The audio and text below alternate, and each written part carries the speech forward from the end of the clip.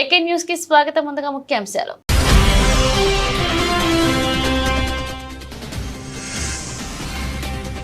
CM Revanth Reddy సమక్షంలో కాంగ్రెస్ లో చేరిన కేకే. కాంగ్రెస్ కండువా కప్పి పార్టీలోకి ఆహ్వానించిన ఖర్గే.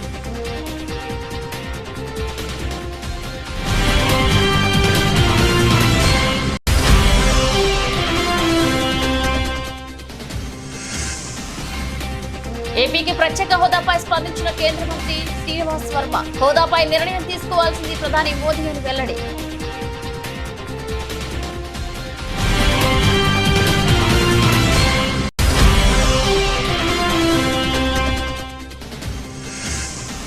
ఎర్రవల్లి ఫామ్ హౌస్ లో బీఆర్ఎస్ కార్యకర్తలు నాయకులతో మాజీ సీఎం కేసీఆర్ సమావేశం. గెలుపోటములకు అతీతంగా తెలంగాణ మనకు అండగా ఉందన్న కేసీఆర్.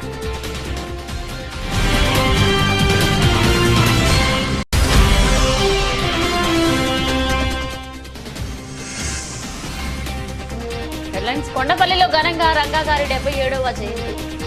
రంగగారి ఆశయాలు సాధిస్తామన్న మైలవరం ఎమ్మెల్యే వసంతరెడ్డి కృష్ణప్రసాద్.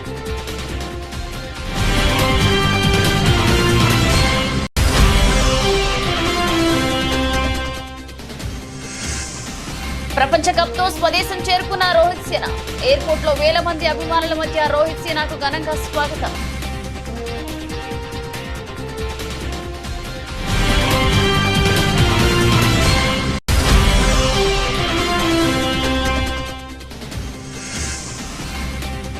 రికార్డు స్థాయిలో ప్రారంభమైన దేశీయ స్టాక్ మార్కెట్లు.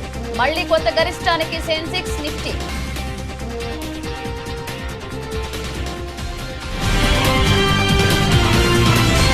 బీఆర్ఎస్ పార్టీకి మరొక షాక్ తగిలింది. రాజ్యసభ సభ్యుడు, తెలంగాణకు చెందిన కీలక నేత కె కేశవరావు కాంగ్రెస్ పార్టీలో చేరారు. ఏఐసీసీ అధ్యక్షుడు మల్లికార్జున ఖర్గే నివాసంలో తెలంగాణ ముఖ్యమంత్రి రేవంత్ రెడ్డి, తెలంగాణ కాంగ్రెస్ ఇన్ఛార్జ్ దీపదాస్ మున్షి సమక్షంలో ఆయన కాంగ్రెస్ లో జాయిన్ అయ్యారు. కె ఖర్గే ఆయనకు కండువా కప్పి పార్టీలోకి ఆహ్వానించారు.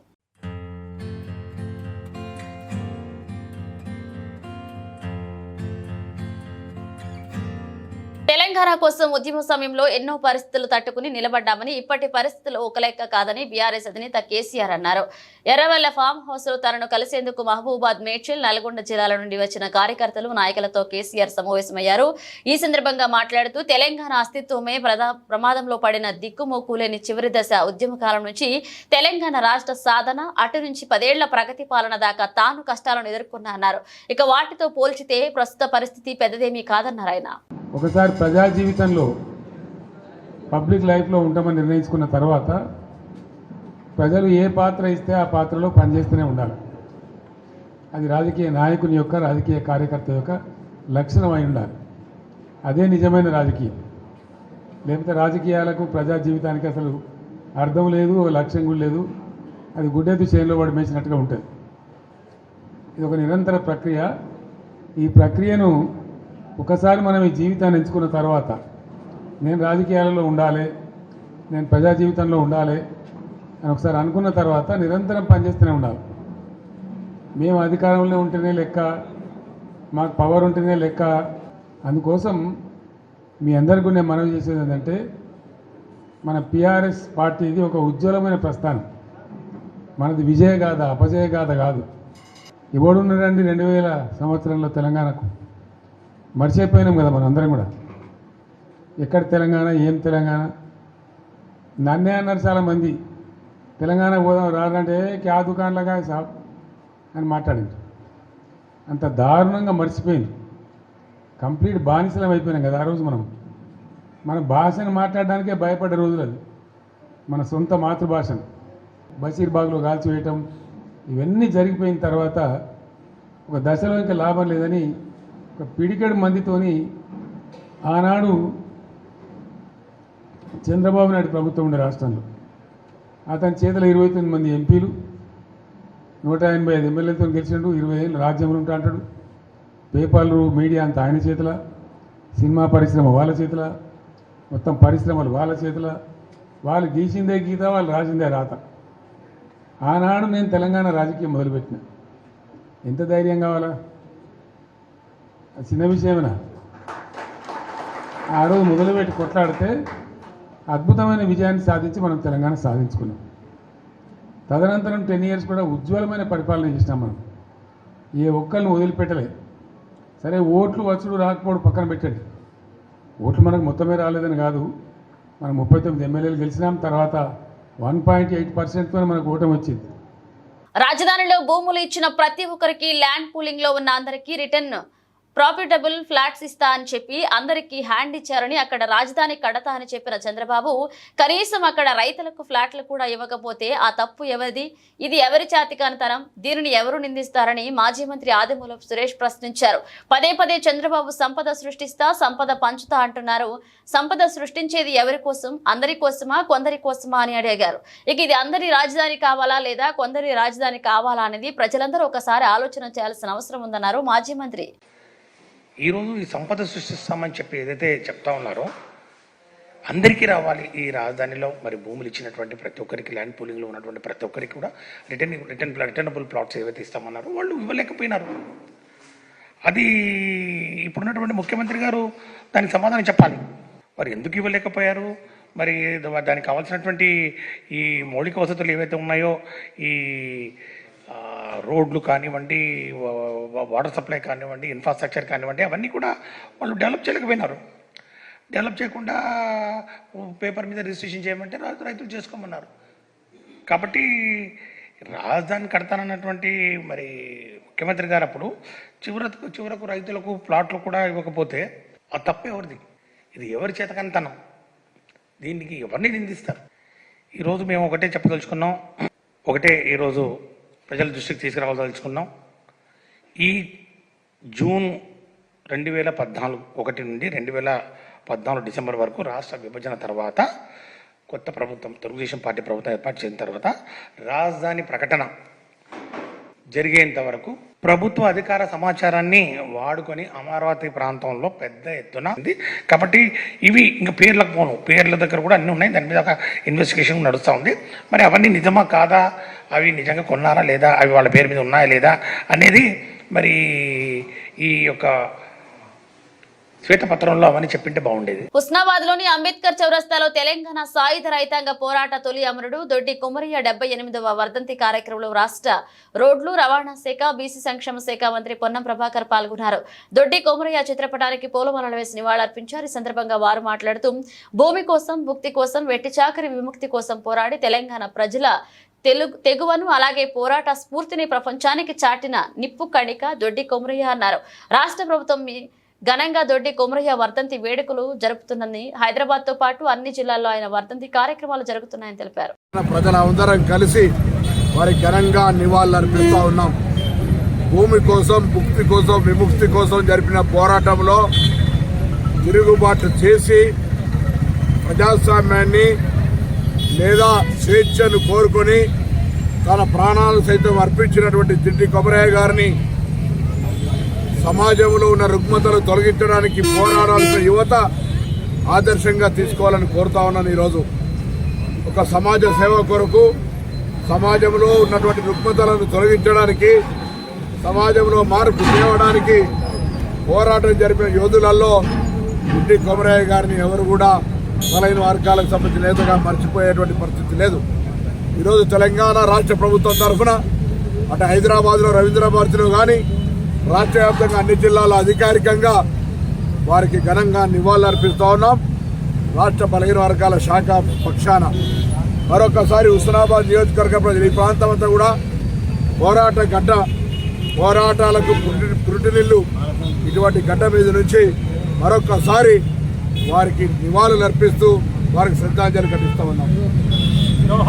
పేద ప్రజల సంక్షేమం కోసం పోరాడిన మహోన్నత నేత వంగవీటి మోహన రంగ అని ఆయన చూపిన బాటలో పయనిస్తూ దివంగత రంగ గారి ఆశయాలను సాధిస్తామని మైలవరం శాసనసభ్యులు వసంత వెంకటకృష్ణ ప్రసాద్ స్పష్టం చేశారు. కొండపల్లి మున్సిపాలిటీలో దివంగత నేత వంగవీటి మోహన రంగ 77వ జయంతిని గురువారం ఘనంగా జరుపుకున్నారు. మైలవరం శాసనసభ్యులు వసంత కృష్ణ ప్రసాద్ తో పాటు వంగవీటి రంగ గారి తనయులు, టీడీపీ నాయకులు వంగవీటి రాధాకృష్ణ బి కాలనీలోని వంగవీటి మోహన రంగ విగ్రహానికి పూలమాలలు వేసి ఘనంగా నివాళులర్పించారు. దివంగత నేత రాజీవ్ గాంధీ విగ్రహానికి, ప్రముఖ నాయకులు మహామేధావి కేఎల్ రావు విగ్రహానికి కూడా పూలమాలలు వేసి నివాళులర్పించారు.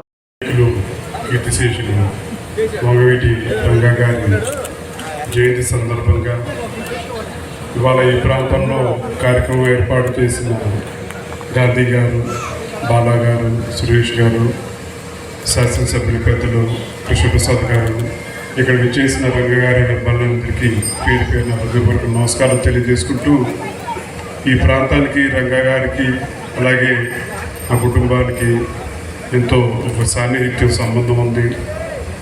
తప్పకుండా భవిష్యత్తులో కూడా ఎన్నికల్లో ఏ రకంగా మీ అందరూ కృష్ణప్రసాద్ గారికి అండగా నుంచున్నారు, గాంధీ గారికి అండగా నుంచున్నారు, అందరూ కలిసికట్టుగా ఎలా చేశారో రాబోయే రోజుల్లో కూడా మీ సమస్యలకి తప్పకుండా పరిష్కారం చూపిస్తారు స్థానిక శాసనసభ్యులు కృష్ణప్రసాద్ గారు అని చెప్పి కూడా మిమ్మల్ని అందరినీ మీ అందరికీ తెలియజేస్తూ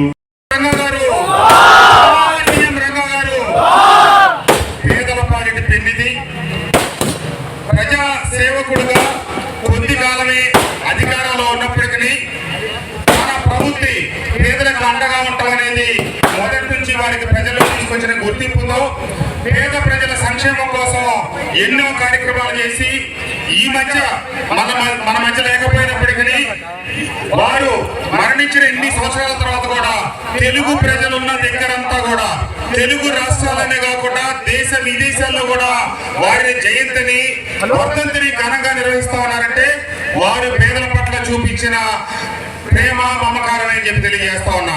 తప్పకుండా ఈ 77వ జయంతిని పురస్కరించుకొని మనమందరం ఆయనకి అర్పించే ఘనమైన నివాళులు ఏంటి అంటే ఆయన చూపించిన పాటలో నడటం. విద్యార్థి సంఘాలు యుఎస్ఎఫ్ఐ, పీడీఎస్యు, ఏఐడిఎస్ఎఫ్, పీడీఎస్యు విద్యార్థి సంఘాల ఆధ్వర్యంలో దేశవ్యాప్త విద్యా సంస్థల బంద్ విజయవంతం చేయడం జరిగింది. ఈ సందర్భంగా యుఎస్ఎఫ్ఐ జిల్లా కార్యదర్శి సంజయ్ తలారే మాట్లాడుతూ ఏదైతే కేంద్ర ప్రభుత్వం అసమర్థ రద్దు చేయాలని మరియు కేంద్ర విద్యాశాఖ మంత్రి వెంటనే రాజీనామా చేయాలని ఆయన అన్నారు. ఇక అదేవిధంగా వామపక్ష విద్యార్థి సంఘాల నాయకులు మాట్లాడుతూ ముఖ్యంగా మా డిమాండ్స్ ఇటీవలే నీట్ అలాగే పరీక్ష రాసి నష్టపోయిన విద్యార్థులకు కేంద్ర ప్రభుత్వం నష్టపరిహారం ఇవ్వాలని, పీహెచ్డీ అడ్మిషన్ల కోసం ఇటీవల ఆమోదించిన తప్పనిసరి నెట్ స్కోర్ విధానాన్ని వెనక్కి తీసుకోవాలని, టీఐఎస్ఎస్ ముంబై, ఐఐటి ముంబై నుండి హైదరాబాద్ సెంట్రల్ యూనివర్సిటీ వరకు విద్యార్థి సంఘాలు నేతలపై అక్రమ కేసులు, నిబంధనలు, యూనివర్సిటీలో స్వచ్ఛ వక్రీకరణ, ప్రజాస్వామ్య అణచివేత చర్యలపై ఆపాలని డిమాండ్ చేశారు. ముఖ్యంగా ఈ బంద్కు కారణం ఏంటంటే ఏదైతే ఎన్టీఏ ప్రభుత్వం ఉందో దానికి ఎన్టీఏని వెంటనే రద్దు చేయాలి. అదేవిధంగా ప్రభుత్వ పాఠశాలను మూసివేతని వెనక్కి తీసుకోవాలనేసి ఉద్దేశంతో మేము ఈరోజు బంద్ చేపడతా ఉంటే అక్రమ అరెస్టులను పెట్టి మమ్మల్ని ఎక్కడ కూడా ఏ స్కూల్ని కూడా లోపలికి పోనీయకుండా బంద్ చేస్తూ ఈరోజు రకరకాలుగా నానా ఇబ్బందులు పెడుతూ మాకు ఏ స్కూల్లో పోయిన పరిస్థితి ఈరోజు పోలీస్ స్టేషన్లో మాకు ఒక గోదాలు లెక్క తీసుకొచ్చి మాకు ఇక్కడ పడేయడం జరిగింది. అంటే దీని వెనుక రహస్యం ఏంటి అంటే మేము ఒకటే కోరుతా ఉన్నాం, వామపక్ష విద్యార్థి సంఘాలుగా ఎవరైతే కేంద్ర మంత్రి ఉన్నారో వాళ్ళు వెంటనే రాజీనామా చేయాలి. ఆ నీట్ పరీక్షని వెంటనే రద్దు చేసి మరలా పెట్టాల్సిన అవసరం ఉంది. ఆ నీట్ పరీక్ష రాసినటువంటి నష్టపోయినటువంటి విద్యార్థుల పట్ల నష్టపరిహారాన్ని చెల్లించవలసిందిగా మేము వామపక్ష విద్యార్థి సంఘాలుగా కోరుతా ఉన్నాం. మాజీ సీఎం కొణిజేటి రోసయ్య, వంగవీటి మోహనరంగ జయంతి వేడుకలను వినుకొండ పట్టణంలోని టీడీపీ కార్యాలయంలో గురువారం ఘనంగా జరుపుకున్నారు. ఈ కార్యక్రమంలో ఎమ్మెల్యే జీవి ఆంజనేయులు, మాజీ ఎమ్మెల్యే మక్కిన మల్లికార్జునరావు, టీడీపీ నాయకులు పాల్గొని కొణిజేటి రోసయ్య, వంగవీటి మోహనరంగ చిత్రపటాలకు పూలమాలలు వేసి ఘనంగా నివాళులర్పించారు. అనంతరం మార్కాపురం రోడ్లోని వంగవీటి మోహనరంగ విగ్రహానికి, నరసరావుపేట రోడ్లోని కొణిజేటి రోసయ్య విగ్రహానికి ఎమ్మెల్యే జీవి ఆంజనేయులు పూలమాలలు వేసి నివాళులర్పించారు. ఈ సందర్భంగా వారి స్ఫూర్తిని కొనియాడారు.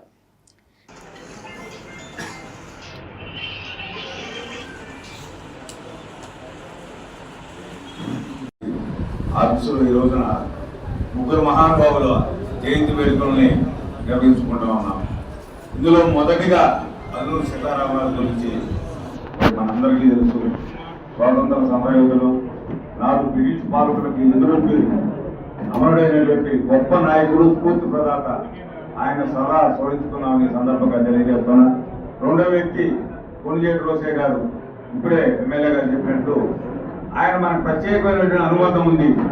ఈ పార్లమెంటు సభ్యుడిగా ఈ నర్సాపేట నుంచి ఆయన పోటీ చేసి గెలుపొంది మనందరికీ సుప్రసిద్ధులైనటువంటి వ్యక్తి.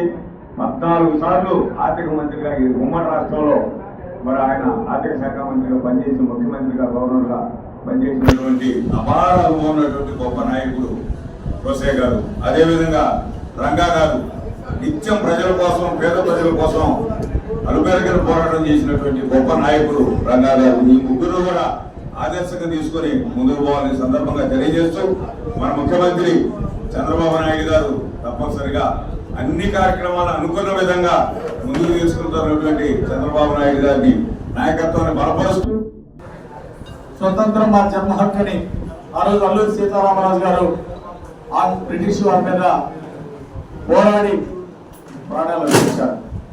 వారు ఆ రోజు స్వతంత్రం కోసం పోరాడినటువంటి పోరాటం అనేక మంది అల్లూరి సీతారామరాజు గారు లాంటి వారి త్యాగ ఫలితమే తర్వాత మనకి స్వతంత్రం రావడం జరిగింది. ఈరోజు స్వతంత్రం వచ్చింది, ఈరోజు దేశం అభివృద్ధి చెందింది, కొంతవరకు అభివృద్ధి చెందింది అంటే దానికి కారణం ఆ రోజు అల్లూరి సీతారామరాజు లాంటి మహానుభావులు ఎంతో మంది పోరాటం చేశారు మన స్వతంత్రం కోసం. ఈ సందర్భంగా అల్లూరి సీతారామరాజు గారు మన తెలుగు గడ్డ మీద వారు పోరాటం చేసి స్వతంత్రం కోసం పోరాటం చేసి ప్రాణాలు అర్పించారు. అలాంటి వారి సేవల్ని మనం గుర్తించుకోవాలని స్వాతంత్ర సమర యోధుడు అల్లూరి సీతారామరాజు గారికి మరి జయజయలు పలుకుతూ వారి జయంతి శుభాకాంక్షలు తెలియజేస్తూ అల్లూరి సీతారామరాజు గారి ఆశయాల్ని ముందుకు తీసుకెళ్లాలని మన రాష్ట్ర అభివృద్ధికి చంద్రబాబు గారి నాయకత్వంలో అందరూ అహర్నిశలు కష్టపడాలని అందరికీ పిలుపిస్తూ సింగరేణి బొగ్గు గనుల వేలాన్ నేపథ్యంలో కేంద్ర ప్రభుత్వం మొండి వైఖరిని నిరసిస్తూ దిష్టిబొమ్మ దగ్నం చేశారు. సింగరేణి కాపాడుకునేందుకు జీకేఎస్ దశల వారీగా పోరాటం ప్రారంభించిందని ప్రభుత్వం అందులో భాగంగానే కేంద్ర ప్రభుత్వ దిష్టిబొమ్మను దగ్నం చేశారని, సింగరేణికి కేటాయించాలని ప్రైవేటు వ్యక్తులు కేటాయిస్తే సింగరేణి కార్మికులు అంతా ఏకమై దేశం మొత్తం స్తంభం చేస్తామని సింగరేణి బొగ్గు కార్మికులు హెచ్చరించారు. వేలాంపాటకు నిరసనగా కేంద్ర ప్రభుత్వాన్ని హెచ్చరించిన జీకేఎస్ నాయకులు నాగవెల్ల వెంకట్, మునిగల రమేష్, సింగరేణి కార్మికులు యూనియన్ నాయకులు పాల్గొన్నారు.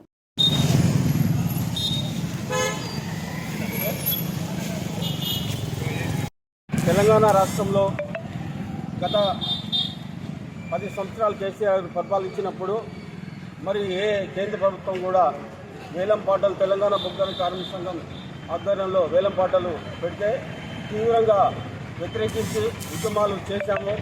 దాని ఫలితంగానే కేంద్ర ప్రభుత్వం తోకముచ్చి మరి బొగ్గు గనుల ప్రైవేటీకరణ చేసేందుకు మరి ఆ రోజు మరి వెనుకకెళ్ళింది.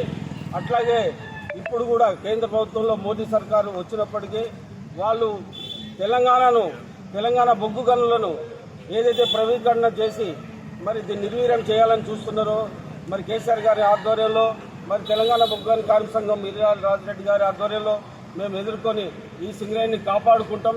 ఖచ్చితంగా ఈ సింగరేణి బొగ్గు గనుల ప్రైవేటీకరణ కాకుండా పోరాడతామని తెలంగాణ బొగ్గు గనుల కార్మిక సంఘం తరఫున మేమందరం కూడా ఉద్యమాలు చేస్తామని ముందుకెళ్తున్నాం. నట సార్వభౌమ విశ్వనట చక్రవర్తి ఎస్పీ రంగారావు 106వ జయంతి వేడుకలు పంతం Satyanarayana charitable trust, SPR cultural association, నగర చిరంజీవి యువత నాయకుడు కొత్త రాజా ఆధ్వర్యంలో ట్రస్ట్ చైర్మన్ పంతం కొండలరావు, లలితానగర్ ఫ్రెండ్ సర్కిల్, పంతం సత్యనారాయణ చారిటబుల్ ట్రస్ట్ ముఖ్యదాత నామన వాసు నేతృత్వంలో బుధవారం రాజమహేంద్రవరం గోదావరి గట్టున ఉన్న ఎస్పీ రంగారావు కాంస్య విగ్రహం వద్ద ఘనంగా జరిగాయి. ఈ సందర్భంగా పార్టీలు, కుల మతాలకు అతీతంగా నగర ప్రముఖులు, ఎస్పీఆర్ అభిమానులు, చిరంజీవి అభిమానులు పెద్ద సంఖ్యలో పాల్గొని ఎస్పీఆర్ విగ్రహానికి పూలమాలలు వేసి ఘనంగా నివాళులర్పించారు. తెలుగు చిత్రసీమ ఉన్నత కాలం ఎస్పీఆర్ కీర్తి అజరామరంగా నిలుస్తుందని వ్యక్తులు కొనియాడారు. ఈ కార్యక్రమంలో ముఖ్య అతిథిగా పాల్గొన్నారు రాష్ట్ర పర్యాటక శాఖ, సినిమాటోగ్రఫీ, సాంస్కృతిక శాఖ మంత్రి కందుల దుర్గేష్. ఎస్పీఆర్ విగ్రహానికి పుష్పాంజలి ఘటించారు. ఈ సందర్భంగా జరిగిన సభలో ఆయన మాట్లాడుతూ ఎస్పీఆర్ ను అంతా అభిమానిస్తారని, కానీ పార్టీలకు అతీతంగా ఆయన జయంతిని ఘనంగా నిర్వహించాలన్న ఆలోచనను ఆచరణలోకి తీసుకువచ్చి గత 19 ఏళ్లుగా ఈ కార్యక్రమాన్ని నిర్వహిస్తున్న పంతం కొండలరావును అభినందించారు.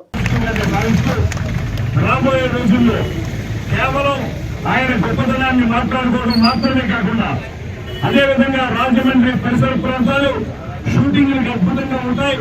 లేకపోతే ఇక్కడ సుందరమైన దృశ్యాలు ఉన్నాయి, అఖండ గోదావరి ఉంది, పక్కన కోనసీమ ఉంది.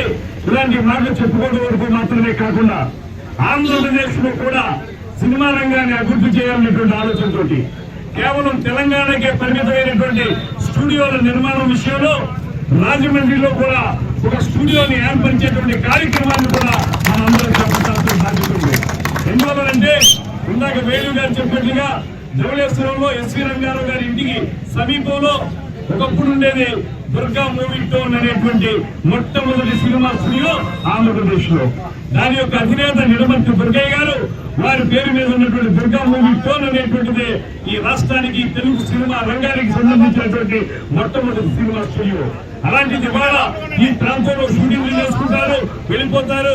ఇక్కడికి వచ్చే ఆదాయం కొద్దిగానే ఉంటుంది.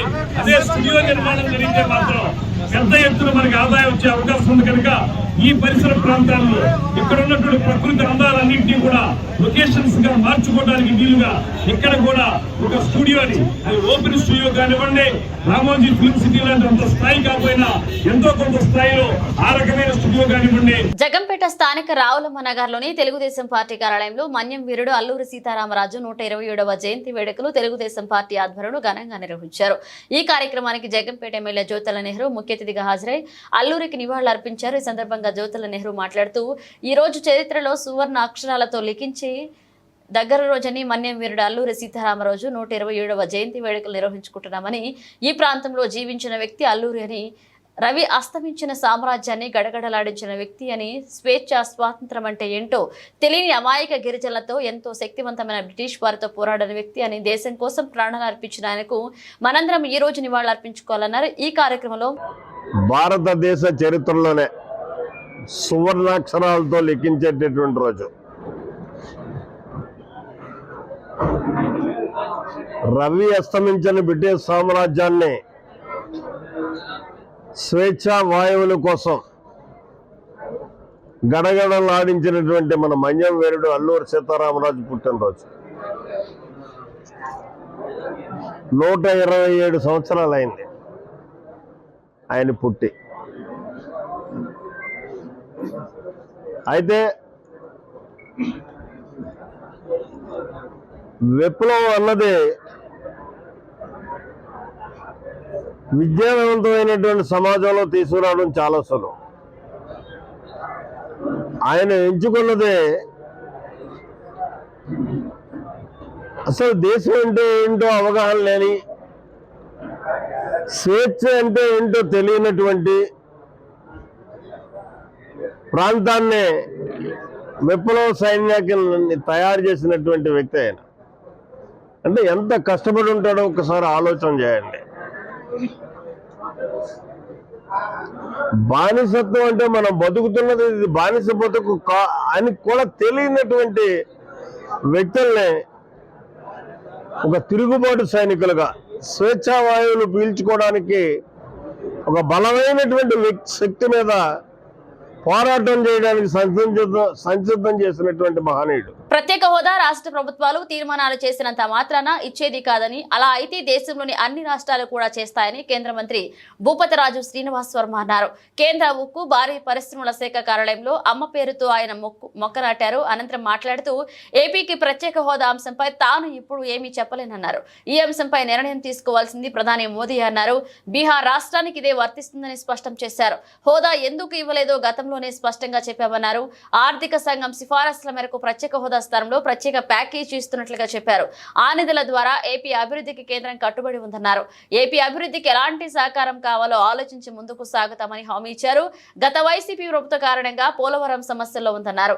పోలవరం నిర్మాణానికి కేంద్ర సహకారం ఉంటుందన్నారు. తెలుగుదేశం పార్టీ వారి కక్ష సాధింపులకే గురవుతున్న నిరుపేద వృద్ధులు, వికలాంగులు మరియు ఒంటరి మహిళలు 2024 ఎన్నికల్లో తమ పార్టీకి ఓటు వేయలేదనే నెపంతో ఎన్నో సంవత్సరాల నుండి తీసుకుంటున్న పింఛన్లను ఆపుతున్నారని, గత ప్రభుత్వంలో కులం మతం పార్టీ చూడకుండా ఇచ్చిన పింఛన్లను వీరు స్వార్థ బుద్ధితో ఆపడం మంచిది కాదన్నారు. నియోజకవర్గంలో కొన్ని గ్రామాల్లో సుమారు 100ల సంఖ్యలో ఈ పింఛన్లను ఆపడం జరిగిందని, అధికారుల దృష్టికి తీసుకెళ్లిన ఎటువంటి ప్రయోజనం లేక ఆ పేద అవ్వాతాతలు అనేక ఇబ్బందులు పడుతున్నారు. మండలం మూర్తిజాపురం గ్రామంలో మొన్న 1వ తారీఖు పంచాల్సిన పెన్షన్లు కక్షపూర్వకంగా పార్టీని ఉద్దేశించి కేవలం వీరంతా వైసీపీకి ఓటు వేశారనే దురుద్దేశంతో వీళ్ళందరి పెన్షన్ మీదనే బతికేవాళ్ళు ఒంటరి మహిళలు, వృద్ధులు మరియు వికలాంగులు వీళ్ళు ఎప్పుడు దాదాపు 10 సంవత్సరాల నుంచి పెన్షన్ తీసుకుంటున్న వాళ్ళు ఉన్నారు, 5-6 సంవత్సరాల నుంచి పెన్షన్ తీసుకుంటున్న ఉన్నారు, 8 సంవత్సరాల నుంచి పెన్షన్ తీసుకుంటున్న ఉన్నారు.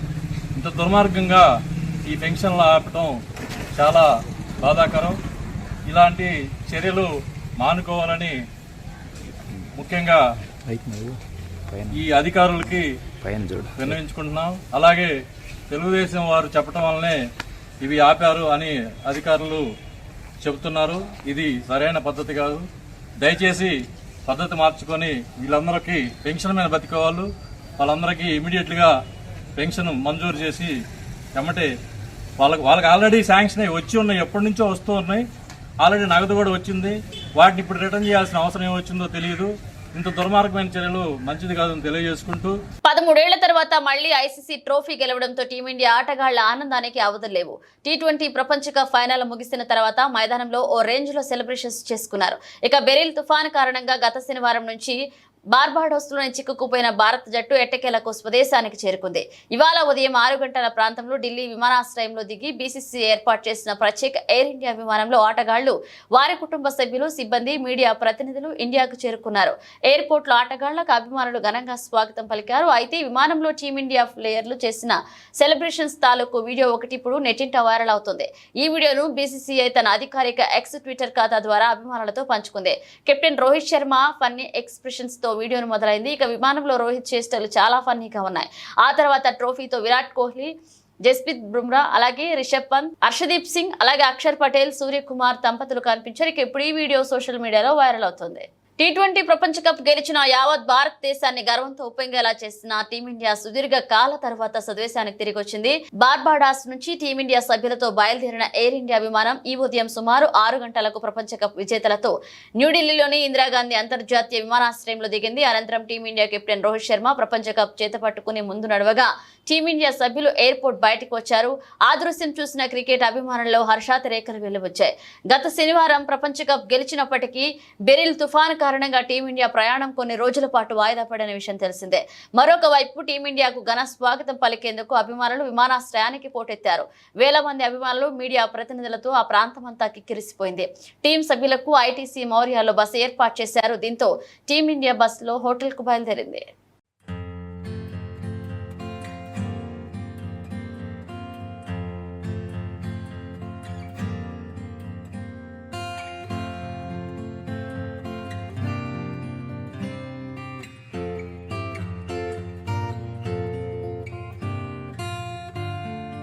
దేశీయ స్టాక్ మార్కెట్ల వారంవారీ గడువు ముగియడంతో నేడు కూడా రికార్డు స్థాయిలో ప్రారంభమయ్యాయి. ఇక దీంతో మార్కెట్ సరికొత్త రికార్డులను నమోదు చేశాయి. ఐటీ షేర్లు అత్యధిక వృద్ధిని నమోదు చేశాయి. ఆ క్రమంలో బీఎస్ఈ బెంచ్ మార్క్ 80,375 వద్ద రికార్డు స్థాయిని తాకింది. 326 పాయింట్లు పెరిగి 80,336 వద్ద ట్రేడ్ అవుతుంది. మరొక వైపు నిఫ్టీ 50 తాజా జీవితకాల గరిష్ట స్థాయి 24,401ని తాకింది. 96 పాయింట్లు పెరిగి 24,382 స్థాయి వద్ద ట్రేడ్ అవుతుంది. దీంతో పాటు బ్యాంక్ నిఫ్టీ 268 పాయింట్ల లాభంతో 53,357 వద్ద రికార్డు స్థాయిలో మొదలైంది.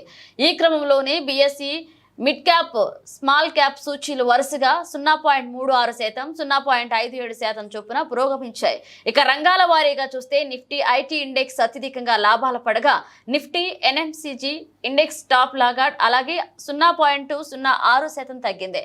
గురువారం ప్రారంభ ట్రేడ్లో సెన్సెక్స్ 80,300 మార్కును అధిగమించగా నిఫ్టీ 24,350 స్థాయిలను అధిగమించింది. ఇక ప్రపంచ వ్యాప్తంగా అనుకూల ధోరణుల నేపథ్యంలో స్టాక్ మార్కెట్ సూచీలు సరికొత్త రికార్డులను తాకాయి. బ్రిటన్ ముగించే ముందు హెడ్లైన్స్ మరోసారి.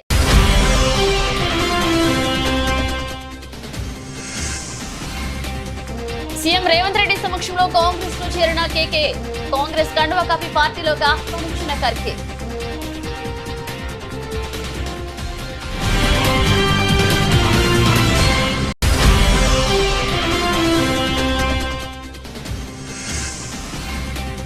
ఏపీకి ప్రత్యేక హోదాపై స్పందించిన కేంద్ర మంత్రి శ్రీనివాస్ వర్మ, హోదాపై నిర్ణయం తీసుకోవాల్సింది ప్రధాని మోదీ అని వెల్లడి.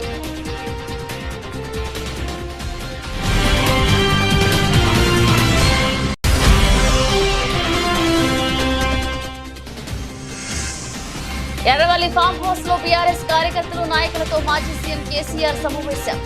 గెలుపోటములకు అతీతంగా తెలంగాణ మనకు అండగా ఉందన్న కేసీఆర్.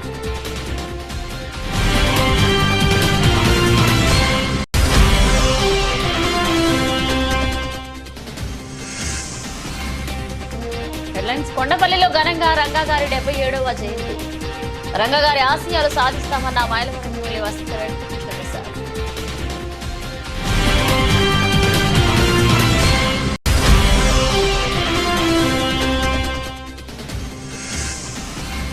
కప్ తో స్వదేశం చేరుకున్న రోహిత్ సేన. ఎయిర్పోర్ట్ లో వేల మంది అభిమానుల మధ్య రోహిత్ సేనకు ఘనంగా స్వాగతం.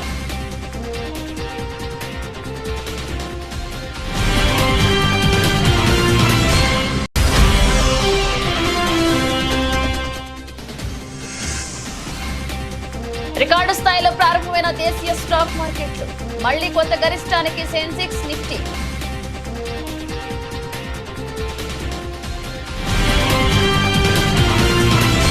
ఇవి ఇప్పుడు ఒక అప్డేట్స్. మన అప్డేట్స్ మళ్ళీ కలుద్దాం.